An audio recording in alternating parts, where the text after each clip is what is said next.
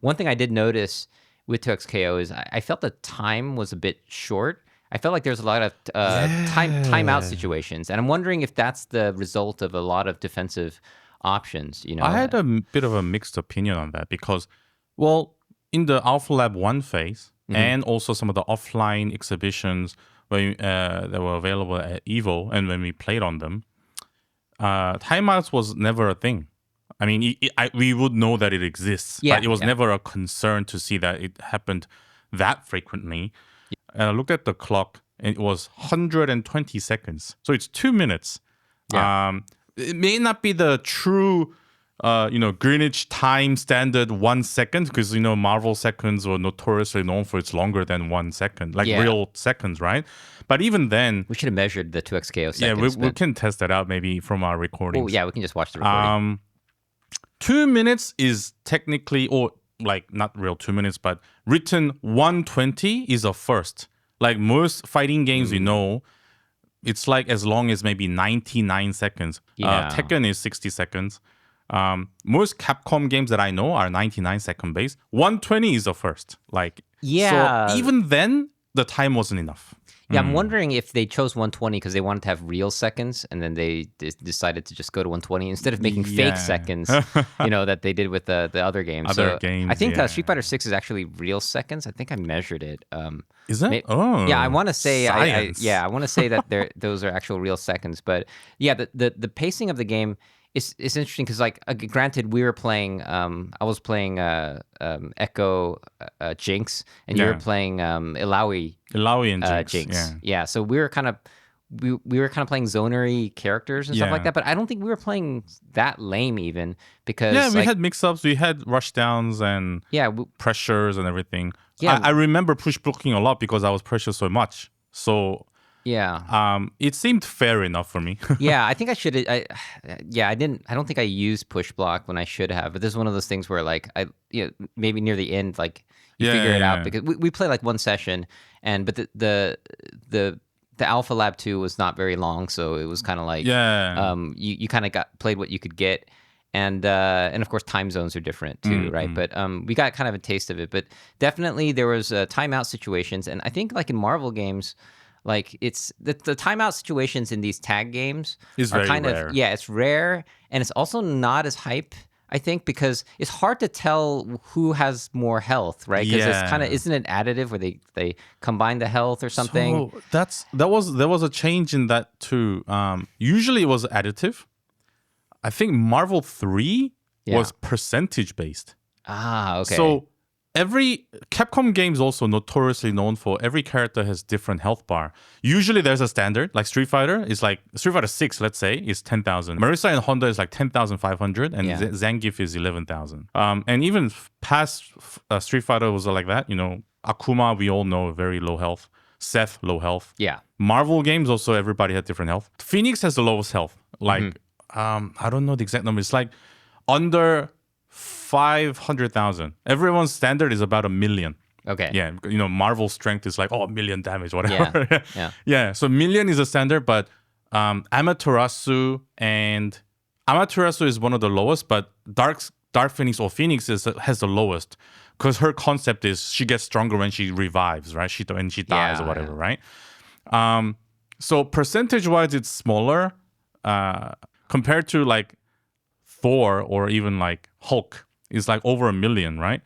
I do know some games percentage-wise was the priority, but some games were real value priority. So it's very, very confusing. Yeah, that's very confusing because I think the issue with that is, so if we go back to good old Street Fighter, that's just been whoever visually has more health, right? I believe. See this, we gotta myth bust this. Yeah, we gotta myth. Yeah, because I don't think I've played a Street Fighter match where I had a timeout where somebody had clearly more health, but they lost. I don't remember seeing that. I haven't played enough. I do remember one, but I gotta dig through the internet because it was in Street Fighter 5. Yeah, that we saw. What happened was they were both Magic Pixel. Oh, but Magic Pixel 1 pixel is, people are confused, but is that really 1 HP? Yeah. or 1% of their max HP. Yeah. Oh no! Look at him on the meter. Oh my God! He tried to get the punish. It's a time over. We got it. It's a tie. Yes! Oh my God! Punk got it! What the fuck? How? I don't know. What? I don't know what happened. I thought anyone did. I don't know what happened. He did more chip damage. Where? Yo, And then this is a Corey gaming video, I think. we're actually spiraling This into... is actually this can be a good little like a short Corey gaming video where we can myth bust. Do you want to this. myth bust every game that we... Well, not every game, but like how about the major games, and then we can maybe go into some of the legacy titles for those games. Like it'd be interesting to and see. probably bring up a topic to see what's fairer. Yeah. Because now we can put an analogy of, you know, the Korean wrestling, shirum? Yeah. If a judge comes to a decision of a draw, the wrestler with the lesser weight wins by default. Oh. Those rules exist. What? Yeah. Okay. In shirum. I know there are similar rules in other like combat sports where weight class, like lighter athlete wins by Yeah. default if everyone comes to a draw decision or That's something actually like that. super fascinating. So we're doing the research for the new video right now. Yeah, this is happening. This A is video our on Corey timeouts. video. No, that's a very Corey video. No, I didn't even think about this, but it's Yeah. actually makes a lot of sense, and I guess it just doesn't happen very often. It doesn't, Right? yeah. The situation where you visually the other person had more health, yet that person lost. That is something that's It's a concept of handicap. yeah. Right? It's a handicap thing that exists even in real life sports, like physical sports or mind sports. Like even, I can bring up another example. Say you're playing Go, Baduk Yeah. Go, famously known because not recently, it's been a while. The Korean Go player Lee Sedol, he beat the AI, the Google AlphaGo, right? Oh. That was a big deal. Yeah. It was on the news and everything, how humans can beat the AI, whatever. Yeah, I think I remember that. Yeah. Yeah. So I did a bit of research, even in Go, and they also have a rule where, you know how players have a grade? So like in Go, similar to like the Tekken grades, it's like when you start the game, it's like The ranks. 1 dan, Oh, yeah, 2 yeah. dan. Yeah. So I know in real life, like Taekwondo and stuff, they have dan as well. That's Yeah, like yeah. your Level. grade, your level, Yeah. right? So 9 dan in Baduk Go is the highest, right? Whoa. But if you play against a lower dan person, at the rule of Go is at the end you count how many bases you built or Yeah. like the spaces you've conquered, right? Mm-hmm. But the lower dan player starts with like X amount of points more, where the higher dan player starts with 0. Well, and they're cool with that. That's like That's an just the accepted thing? international rule. Whoa, because Yeah. like they had something like that in yeah, that's kind of crazy. I mean, like you couldn't have that in chess because in chess you just you have to checkmate the king. Yeah, right. That's the you just go objective by of the the game. actual game's But rule. a Go is like there's like it's like points that you're getting from how many little fortresses or bases you have, bases yeah. that you make, right? I don't know. I don't play Go, so I don't know the English terms terminology. either, sorry, but we Yeah, will get the into this bases. later on if we do end up making a Corey video of this. Yeah. But it is a fascinating topic, thinking of these kind of scenarios because we faced so much timeouts in the Alpha Lab too. That's true because like you don't really think about it because like timeout's one of those things where you just kind of there's some interesting timeout rules. I think in Dive Kick.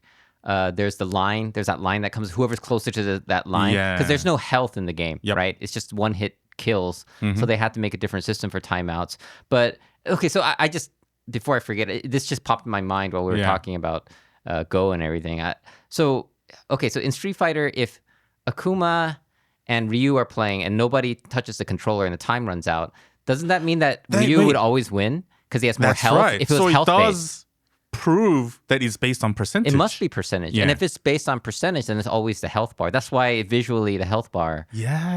has always been consistent in my experience. I think it's probably that, right? And see, what adds more confusion on top of that is it started from Street Fighter 5 as well. Is what if you timed out? I think it did happen in Street Fighter 4 as well. What if you timed out with gray health left? Oh, So will that they was count that? Yeah. they see these things are never shown in the game or the Manual. people yeah. don't. There's not even manuals nowadays. But like in-game tutorial or like even if you go to the wiki, these are the things that are not there. You just Yeah. have to find out the hard way. Yeah. Well, we'll have to find. We'll have to do some research, find out some stuff, and see how the games are doing this. Because, like, Yeah. I mean, if you look at Street Fighter V, this is another example. This is funny. We're going this deep dive, this rabbit hole of. I like this though. Timeout. This is very yeah, we're like freeform. talking about 2XKO, but Yeah. this is our podcast, right? But If two